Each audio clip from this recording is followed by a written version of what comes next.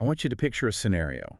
You are standing in the middle of a library, but, not a normal library. It's the library of the entire universe. Okay. Every philosophical treatise, every quantum physics paper, every religious text ever written in human history is stacked on the shelves around you. It's millions of pages. The ceiling is miles high. And you have exactly 1 hour to study for the exam of life. That sounds like a recurring anxiety dream I have. Right. It's the ultimate modern condition. We are drowning in data, but we are starving for actual wisdom. You look at these stacks and you just want to curl up in a ball. But then a friend, maybe a guide, slides a single index card across the table. And they whisper, ignore the stacks. Just read this. This is the cheat sheet. This is the download. That is a very, very tempting proposition, the ultimate cheat sheet. That is exactly what we are looking at today. We're doing a deep dive into what is arguably the most compressed, dense download of spiritual philosophy in history. We are looking at the Bhagavad Gita, specifically Chapter 15. Purushottama Yoga. Purushottama Yoga, the yoga of the Supreme Person. Now look, we've covered heavy topics before on this show. We've done Stoicism, we've done quantum mechanics. Yeah. But when I was going through the source material for this, I honestly felt like I was reading a description of a simulation. It talks about upside-down trees, holographic realities, and energy flowing through biological hardware. It feels technical. It really does, and I'm glad you used the word simulation because that's closer to the Sanskrit intent here than just calling it religion. This chapter is unique. The Gita itself is massive, 700 verses, 18 chapters. Right, it's a huge text. It's huge. It's a battlefield conversation between a warrior, Arjuna, and his charioteer, Krishna. It covers duty, death, karma. But chapter 15 is, it's an anomaly. How so? It's tiny. It's the shortest chapter in the book. It's only 20 verses long. You could recite it in about 3 minutes. But this is the fact that made me sit up in my chair. There is a weird numerological quirk here that we found in the research notes. The whole Gita is 700 verses. This chapter is 20 verses. But if you count the letters in the original Sanskrit of just this chapter, there are exactly 700 letters. That cannot be an accident. In the tradition of the commentators, nothing is an accident. It's viewed as a fractal. You know how in a hologram, if you cut off a tiny corner, that little corner still contains the image of the whole? Right, or like DNA. The code for the whole body is in a single hair follicle. Precisely. That is chapter 15. It's the structural blueprint. The idea is that if you can understand the architecture laid out in these 20 verses, you have the key to the other 680. Yeah. It is often called the Sara, or the essence of the Vedanta. So, if you're listening and you've always wanted to understand Eastern philosophy, but you're intimidated by the jargon and the volume, this is the entry point. This is the ZIP file. This is the ZIP file. We are going to bypass the heavy theological debates where we can and look at the insight. Yeah. You want to see the code behind the reality we're living in. And we need to set the context for our specific lens today. We aren't just reading the verses in a vacuum. We are looking at them through the lens of Dvaita, or dualism, specifically following the insights of seers like Sri Madhvacharya. Okay, Dvaita. We need to unpack that immediately before we get lost. I know dualism is the direct translation, but in Western philosophy, dualism usually means mind versus body, Descartes and all that. What does it mean here? Great distinction. In this context, Dvaita helps us answer the question, who am I relative to the big picture? Right. There is a lot of New Age spirituality that loves to say, all is one. You are God. I am God. The tree is God. It's all just a soup of oneness. Sure. The drop is the ocean. I've heard that a million times. Right. And while that sounds nice poetically, Dvaita pushes back on that. It says, no, distinctions are real. You are unique. The universe is real and distinct from you. And the source, the supreme, is distinct from both. So it's about relationship. It focuses on the relationship between these things rather than merging them. So instead of trying to dissolve into the soup, we're trying to understand our specific coordinates in the hierarchy. Precisely. It's a GPS for the soul. If you don't know where you are relative to the landscape, you're lost. This chapter is about locating yourself. And to do that, the text opens with one of the most surreal, psychedelic images I think I've ever encountered in ancient literature. Oh, the tree. The Ashwatha tree. I have to be honest, when I read the description in verse 1, my first thought was Stranger Things. The upside down. Yeah, it's very that. It's this massive, eternal banyan tree, but it's inverted. Roots up, branches down, Urdhva Moolam Atachashekam. If I walk into a forest and I see a tree with its roots waving in the air and its branches buried in the dirt, I assume a hurricane came through. It looks broken. Why is this the symbol for existence? It's counterintuitive, isn't it? But Yeah. think about the physics of a tree. Where does a tree get its nourishment? From the roots, Yeah. the soil, water. And in our physical world, the source, the soil is down, it's mud, it's dirt. But in the architecture of reality, where does the cause come from? Does the universe come from dirt, or does it come from something higher? Well, if you follow the theology or even the cosmology, it comes from consciousness or energy or God, something up. And consciousness is considered higher or subtler than matter. Huh. So the roots of this reality, the nourishment, the stability, the origin are up. Wow. The roots are anchored in the supreme being. The text says the Lord is the eternal base. Okay, I'm with you. The ground of being is actually the sky, metaphorically. Correct. And what flows down from that, the trunk, the branches, the leaves, those extend downwards into the world of matter. So the world we live in, the studio, your job, the traffic outside, the politics, these are the branches. Or swinging on the branch. We are nesting in them, and this is where the metaphor gets really sticky, pun intended.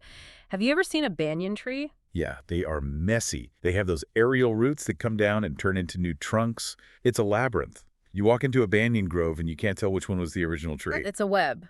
That is exactly why this tree, the Ashwatha, is chosen. It represents the complexity of samsara, the cycle of worldly existence. The tangle of life. The tangle, exactly. The branches are described as being nourished by the gunas. The gunas. Those are the qualities of nature, right? Yeah. We've talked about these before. Yes.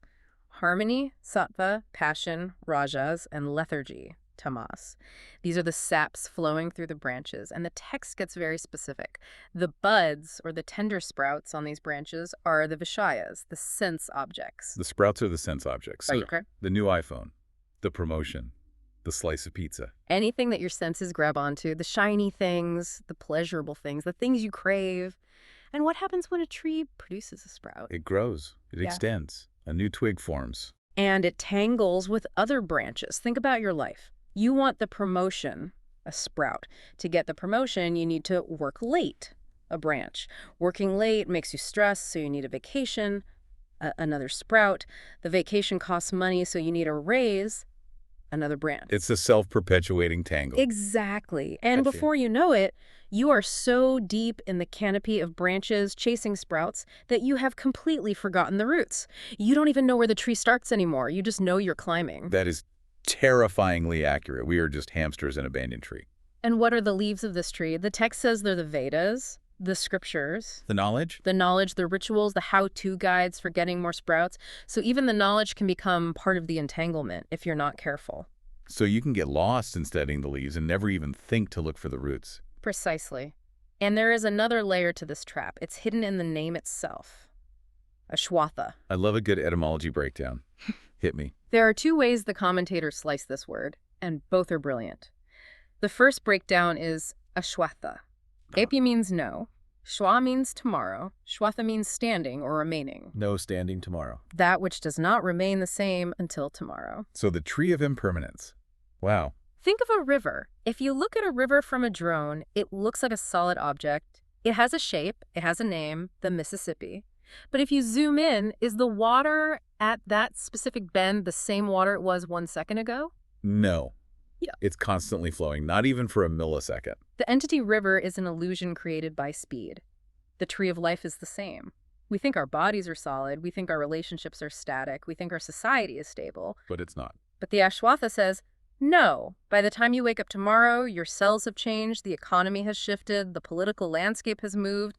It does not stand until tomorrow. This is the Heraclitus philosophy. No man steps in the same river twice, but applied to everything. Exactly. But here's the problem. We try to build concrete houses on this flowing river. That's the source of our suffering. We look for security in the branches, which are, by definition, shaking and changing instead of looking at the roots. It's like trying to nail Jell-O to a wall. That's a good one. Yeah. And you mentioned a second derivation of the name. I did. Yes. Yeah. This one is even more dynamic. The root word ashwa also means horse. A horse. Like galloping. Yes, a symbol of power and motion. The universe is not a static painting. It is a galloping horse. It is rushing forward into the future unstoppably. That feels very modern. The acceleration of time. We're all riding this galloping horse of technology and AI and change, trying not to fall off. And the text asks, If you are just clinging to the lower branches, the sensory objects, while this tree is galloping, what happens? You get whiplashed. You get torn apart. You have no control. You get entangled. The secondary roots bind you. And this leads us to the problem the Gita is trying to solve. If we are born in this tree, if we are part of the branches, how do we get out? We can't just jump off the universe. Yeah. Right. I can't exactly put in a transfer request to another dimension. So what is the exit strategy? Because usually, if I see a tree I don't like, I walk away. But we're in the tree. This is where the source material shifts from description to action. And the advice given in verses 3 and 4 is shockingly aggressive. Aggressive how? The text says this deep-rooted tree must be cut down, Chopped down. axed, with a firm weapon. Whoa. That sounds violent. I thought yoga was about peace and breathing. Why are we talking about deforestation? Isn't the tree nature? Are we destroying nature? It's a metaphor for the mind's relationship to nature. You aren't destroying the world itself. You are destroying your dependency on it. You are severing the link that feeds your addiction to the sprouts. So you're cutting the cords of attachment. Exactly. And for that, you need a weapon. The Gita prescribes the Shastra, the weapon of Asanga. Asanga. Okay, let's translate that. It is usually translated as detachment or non-attachment. The sharp weapon of firm detachment. Can we pause on detachment? Because I feel like that word has a PR problem. It really does. When I hear detached, I think of someone who is cold, uncaring. Yeah. A person who sits in a cave and doesn't answer their mom's phone calls because they are above it all. Is that what the Gita wants? That is the common misconception. That is stonewalling, not detachment. Or it's apathy. The Gita is not teaching apathy. Let's look at the Sanskrit again. Sangha means attachment, glue, stickiness. Right. Asanga means unsticking. But there is a beautiful double meaning pointed out by the commentators.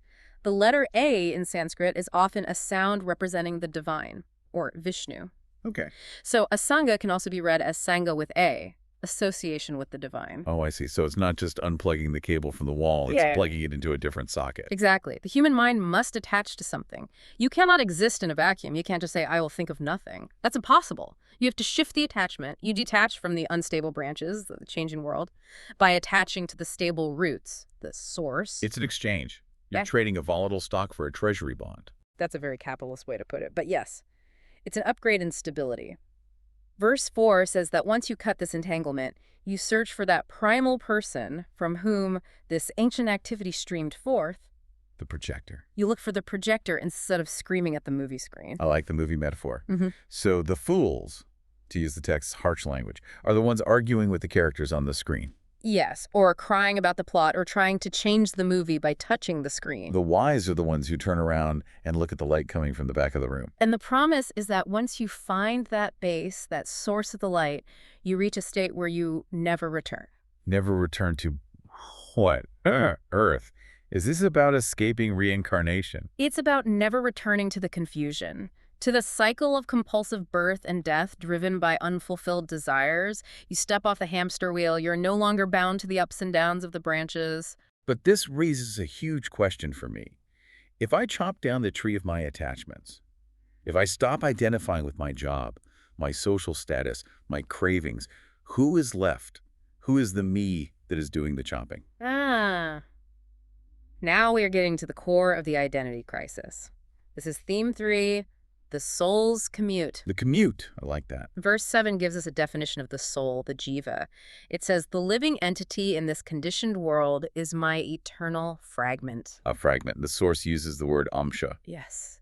Mamaiva amsha, my own fragment. Being a fraction makes me feel a bit small, like I'm just a crumb off the cookie. Is that the right way to think about it? Think of it more like quality versus quantity. The classic analogy used in this tradition is the firefly and the sun. Okay. Both are light. Qualitatively, they are similar. They both glow. They both have luminosity. They're both made of light stuff. But quantitatively, the magnitude is incomparable. Right. One lights up a garden, the other lights up a solar system. Exactly. You have the spark of the divine in you, but you are not the entirety of the divine. You are similar in quality, but distinct in quantity and power. Okay, so I'm a firefly. That's kind of poetic. But this firefly moves around. We have this concept of transmigration reincarnation. How does this chapter explain that mechanism? Because usually people just say, you die and come back. But how? What actually moves? The Gita gets very technical here. It describes the subtle body. When the physical body drops, the hardware breaks down, The soul packs a suitcase. A spiritual carry-on. Essentially. Verse 8 gives a stunning analogy. It says, just as the wind carries the fragrance of a flower from one place to another, the soul carries the mind and the senses from the old body to the new one. That is beautiful. The wind carries the fragrance. It's poetic, but it's also precise. Think about it. The wind doesn't take the flower stays on the bush and eventually rots. Right. It leaves the hardware behind. It leaves the hardware behind, but the wind picks up the scent, the essence, and moves it. Similarly, you leave your physical brain, your hands, your eyes behind, but you take the scent of your life. The scent, meaning my habits, my desires, my personality. Your vasanas, your tendencies, your deep-seated psychological patterns. If you spent your whole life angry, obsessed with status, or addicted to something, that is the fragrance you have cultivated, and that is what you carry into the next room. That is actually kind of terrifying. It's a huge responsibility. It means nothing I do is lost. I'm distilling a perfume that I have to live with in the next life. Exactly. It reframes YOLO. You only live once. Yeah. Actually, if you believe this text, you live many times, so you better make sure you smell good. Make sure your soul smells good. I'm going to put that on a t-shirt. It's true, though. But seriously, this explains why some people are born with certain talents or fears that make no sense. A child prodigy on the piano. Someone with a deep, irrational fear of water. It's the scent from the previous garden. Precisely. And the text goes deeper. It says that once you land in the new body, you set up shop. Verse 9 says the soul, using the mind, resides in the ear, eye, touch, taste, and smell, and enjoys the sense objects. So we are essentially booting up a new computer and loading our old software onto it. That's a great way to put it. But here is the catch. The text says in verses 10 and 11 that the deluded do not see this happening. The Vimuda. The Vimuda. They think, I am the body I am seeing. But the wise, those with the jhana chaksusha, or eyes of knowledge, they see the distinction. They see the operator inside the machine. Yes. They understand that the ability to see isn't theirs. It's borrowed technology. They see the self, the jiva, as the one experiencing, but they also see an even deeper presence. A presence behind the operator, even. Yes, the one powering the whole system. The text claims the supreme being resides in the eye, ear, and mind, actually doing the experiencing through the soul. Whoa, okay. That's a mind bender. If God is seeing through my eyes, why do I feel like I'm the one seeing? That's the mystery of consciousness. The fools don't see this divine presence. They are completely identified with their own ego. But the wise understand that the very energy that allows them to think, see, and feel is not generated by them. It's a current they're tapping into. This idea of borrowed technology is really interesting because we take credit for everything. I had this great idea. I have great eyesight. But if the soul is just the passenger and the body is the car, who is the engine? Who is providing the fuel? This brings us to theme 4, the engine room, because the text zooms out from the individual soul to the cosmic energy supply. Verse 12, it's a massive zoom out, it says. The splendor of the sun, which dissipates the darkness of the whole world, and the splendor in the moon and in the fire, know that to be mine. It's reframing the sun. Oh. You learn in science class that the sun is a ball of fusing hydrogen and helium. The Gita says, yeah, but who plugged it in? It views the sun as a battery, a massive cosmic battery, but a battery nonetheless. It needs a source. It has no light of its own, ultimately. It is channeling the light of the Supreme. It's like a lamp. The lamp gives light, but the light comes from the electricity, which comes from the power plant. So the sun is just a very big, very bright lamp. In this model, yes. And then, and this is my favorite transition in the chapter, it goes from the sun, which is 93 million miles away, straight into the human stomach. Yes. Verse 14, I am the fire of digestion. Vaishvanara. I love that. Aham Vaishvanara Bhutva. Becoming the digestive fire, I enter the bodies of all living beings. So God is my metabolism. In a spiritual sense, yes, think about it. You eat a sandwich, you chew it and swallow it, then what happens? I forget about it and check my emails. Right. But your body performs a miracle. It breaks down complex proteins, extracts nutrients, filters toxins, and converts matter into kinetic energy. Do you do that? Are you consciously telling your liver enzymes to secrete? No. If I had to manage my own digestion, I'd be dead in 5 minutes. I can barely manage my Google Calendar. Exactly. So there is an intelligence, a fire within you that is managing your survival for you. The text says, he joins with the incoming breath, prana, and the outgoing breath, apana, to digest the 4 kinds of food. I didn't know there were 4 types of food. No. I just know tasty and healthy. The ancient classification is quite detailed. Let's hear it. 1, paksha, food that has to be chewed, like bread or rice. 2, bojja, food that is swallowed, like soups or yogurt. Okay. 3, lihya, food that is licked, like pastes or honey. And 4, chosha, food that is drunk or sucked, like juices or sugarcane. Covering all the bases. They really thought of everything. The point isn't just a culinary lesson, it's about intimacy. We usually think of God as far away, somewhere in the clouds, judging us. But this chapter says, no, I am the heat in your belly, digesting your lunch. It adds a layer of mindfulness to eating. We joke about thanking the chef, but this is thanking the internal chef every single meal. It creates a sense of gratitude. When you eat, you aren't just stuffing your face. You are offering fuel to a divine fire. It's an automated divine process happening to you. So let's recap where we are. We have the upside-down tree, which is basically the simulation or the matrix. Right. We have the axe of detachment, which is the tool to navigate it. Mm-hmm. We have the soul as a scent-carrying traveler, that's the user. Mm-hmm. And we have the divine fire, which is the power source, both in the sun and in my stomach. A pretty complete picture. It feels like a complete picture, but we are missing the keystone.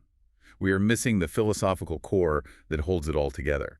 Why is the chapter called Purushottama Yoga? Who is the Purushottama? This is theme 5, the 3-tiered hierarchy. And this is where we really need to focus, because this is the part that gets technical, but it's also the part that offers the most peace of mind if you get it. Okay, let's go slow here. Correct. Verses 16, 17, and 18, the text breaks reality down into 3 distinct categories. Okay, lay them out. Category 1, Yeah. Kashura, the perishable. That is all living beings within the material world. You, me, the dog, the trees. But specifically, it refers to our changing nature. Our bodies perish. Our moods perish.